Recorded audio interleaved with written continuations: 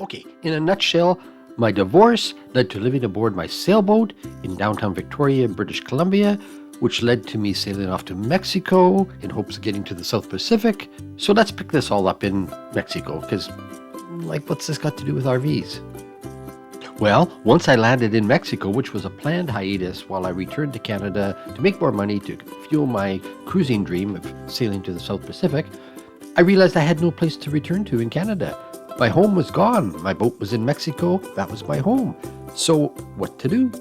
Well, just buy an RV, which is exactly what I did. Within weeks of returning to Canada, I drove off an RV lot with a brand new, fresh out of the showroom, Arctic Fox fifth wheel, 32.5 foot, and a brand new Ford F-350 diesel crew cab. I had no idea how much I even paid for this stuff as I drove away. I didn't really care. At least I wasn't homeless. Now remember, I was divorced. You do crazy things after a divorce. But in this case, it worked out really well.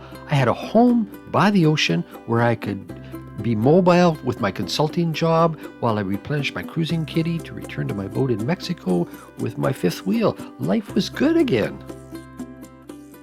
But now I had to learn how to drive and maneuver this thing. So I thought that a shakedown cruise along the Oregon-Washington coast would really be helpful. A maiden voyage.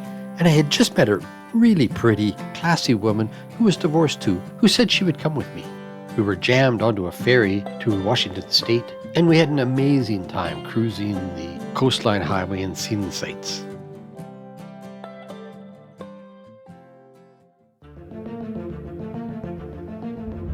Hey, I really hate the way these things bend in the middle, and I don't have an aptitude for this.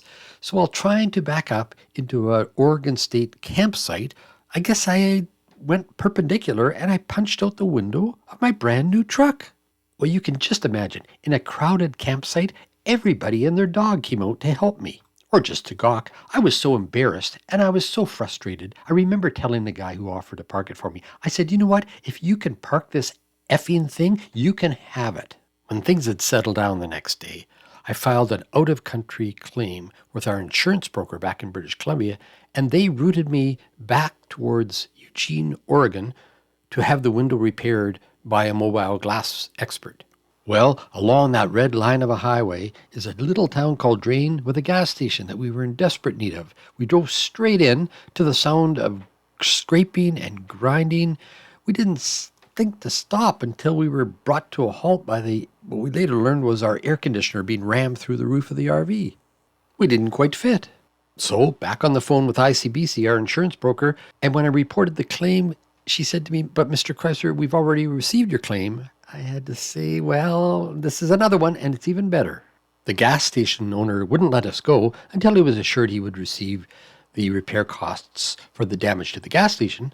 So I put him on the phone with our insurance broker and wandered out to the RV to try to get it unwedged from the overhead canopy. And the only way we could do this, to the clapping cheers of a bunch of guys in front of a cafe across the street, was to let the air out of the tires. It was really humiliating. There was a moment in all of this when I looked down at my new travel mate who has been so supportive and caring. I think that's the moment I fell in love with her.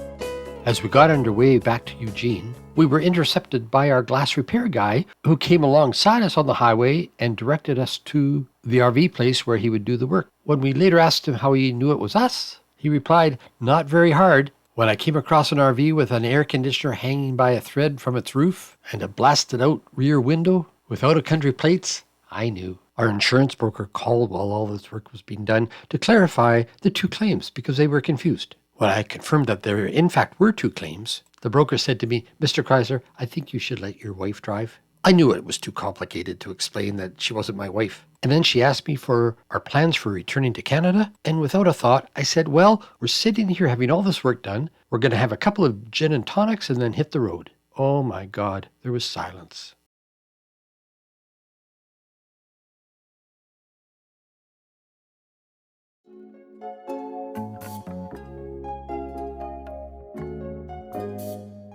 The fifth wheel and truck are gone now. Sold after about 3 years of travel to and from Mexico.